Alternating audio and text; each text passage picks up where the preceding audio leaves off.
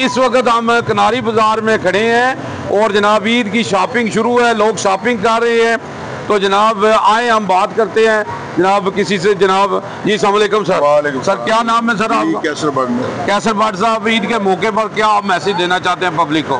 Public को यही मैं मैसेज देना चाहूँगा कि अपने पुरखलूस और अच्छे इखलाक के साथ और अच्छा इंसान बनकर एक दूसरे के तावन के साथ और मोहब्बत के साथ और कुर्बानी के साथ पेश होकर इस ईद के लिए जो है अपना आप पेश करें।